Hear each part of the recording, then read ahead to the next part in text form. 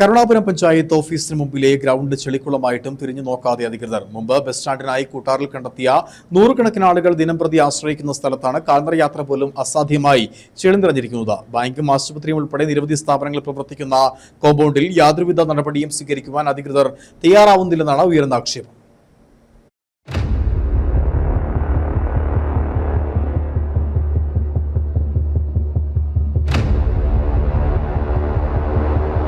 ഇതാണ് അവസ്ഥ. ഒന്ന് കാൽ തെറ്റിയാൽ ചെളിക്കുണ്ടിൽ അകപ്പെടും. പഞ്ചായത്ത് ഓഫീസിന് മുമ്പിൽ കേവലം 100 മീറ്റർ മാത്രം അകലെയുള്ള പ്രദേശത്താണ് ഈ വെള്ളക്കെട്ടും ചെളികുമ്പാരവും അടിഞ്ഞുകൂടിയിട്ടുള്ളത്. മുമ്പ് ബസ് സ്റ്റാൻഡിനായി കണ്ടെത്തിയിരുന്ന സ്ഥലത്ത് ഇപ്പോൾ പ്രവർത്തിക്കുന്നത് നിരവധി സ്ഥാപനങ്ങളാണ്. ഹോമിയോ ആശുപത്രി, ബാങ്ക്, തൊട്ടടുത്തായി പള്ളിയും മദ്രസയും. ഇതിനോടൊപ്പം തന്നെ അംഗനവാടിയിലേക്ക് കുട്ടികൾ പോകുന്നതും ഇതുവഴിയാണ്. ഇതിന് തൊട്ടടുത്താണ് ശുചിത്വം കാത്തുസൂക്ഷിക്കുന്ന ഹരിതകർമ്മസേനയുടെ ഓഫീസും. ഇങ്ങോട്ടേക്ക് എത്തണമെങ്കിലും ചെളി താണ്ടാതെ രക്ഷയില്ല.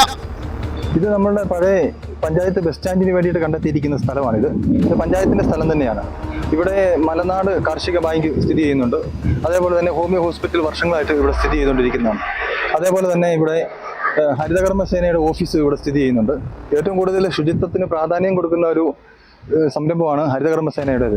എന്നാൽ ഈ പഞ്ചായത്ത് ബസ് സ്റ്റാൻഡ്, അതേപോലെ തന്നെ മുസ്ലിം പള്ളി തൊട്ടടുത്താണ് മുസ്ലിം പള്ളി ഇരിക്കുന്നത്. അതേപോലെ തന്നെ മദ്രസയെ മുകളിലേക്ക് അംഗൻവാടിയിലേക്ക് കുട്ടികൾ കയറി പോകുന്ന വഴിയെ, അതേപോലെ തന്നെ സ്കൂളിലേക്ക് കുട്ടികൾ മുകൾ ഭാഗത്തുള്ള കുട്ടികളെ കൊണ്ട് രക്ഷിതാക്കളൊക്കെ കൊണ്ടുവിടുന്ന ആൾക്കാരൊക്കെ ഇതുവഴിയാണ് കയറി മുകളിലേക്ക് പോകുന്നത്.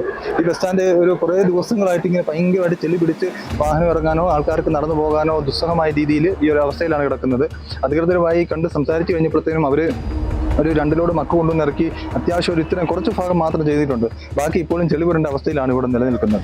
പഞ്ചായത്ത് അധികൃതരുടെ മൂക്കിന് താഴെയുള്ള ഈ പ്രതിസന്ധി പരിഹരിക്കുന്നതിന് അടിയന്തര നടപടി സ്വീകരിക്കണമെന്നാണ് നാട്ടുകാരുടെയും ആവശ്യം.